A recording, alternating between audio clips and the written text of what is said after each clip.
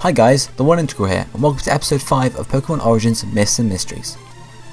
In this episode, we're going to be looking at links between Cubone and Kangaskhan, a possible link to Charmander, and an odd connection with the infamous missing no. So, the theory goes like this. It has been dawned upon its head is the skull of its mother. Yeah, that's right, its dead mother. Just think about that for a second. Okay, don't think about it that much, it's kinda gross.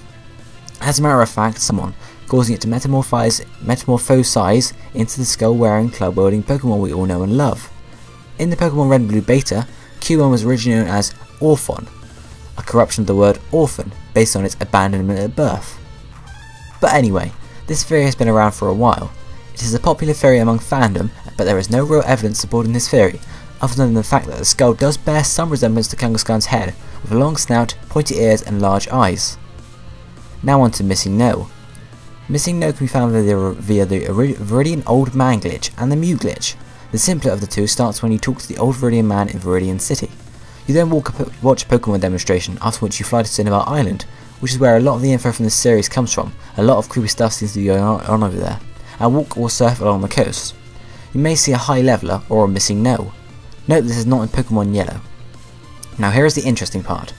If you successfully catch a Missing No and feed it a rare candy, it evolves into none other than Kangaskhan. In case you're wondering what Missing No actually is and how it occurs, here is the computer science behind it. If you're not interested in this, feel free to skip ahead, as I know this won't be for everyone's tastes.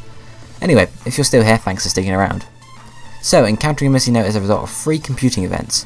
The first is the game's random battle encounter system. Each area assigns values to a Pokemon in a data buffer, and if you don't speak computer, that is a region of physical memory storage used to temporarily store data while it's being moved from one place to another, which the game accesses for the player's encounters with wild Pokemon. However, no values are assigned to this buffer on the east coast of Cinnabar Island and Seafoam Island. The information from the previously visited area is used instead. Factor number 2 is the in-game tutorial, which temporarily stores the player's name in the data buffer.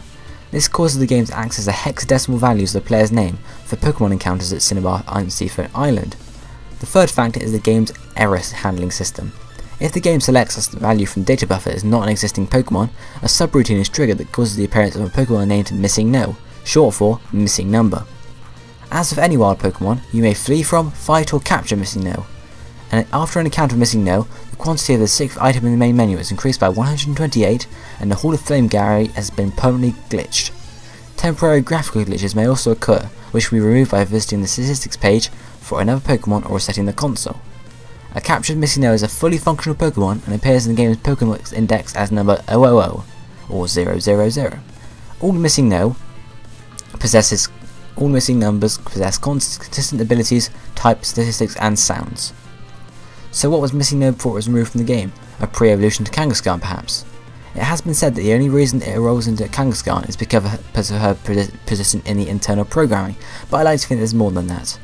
Also, a fun fact, due to Missing No's ability to learn Cut and Fly, by teaching it those moves and then evolving it into a Kangaskhan and then teaching that HMO 3 and 4, you can have a Kangaskhan with 4 HMs on its belt, which is pretty sweet if you ask me, if not slightly overpowered or useless.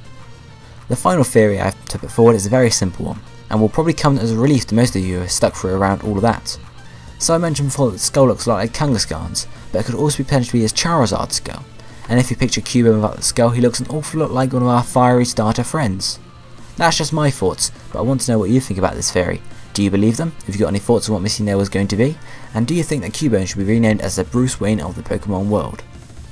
So, like or dislike this video, but if you do want to dislike, please leave some constructive criticism in the comments as well, as it helps me improve these videos instead of just thinking that someone doesn't like them.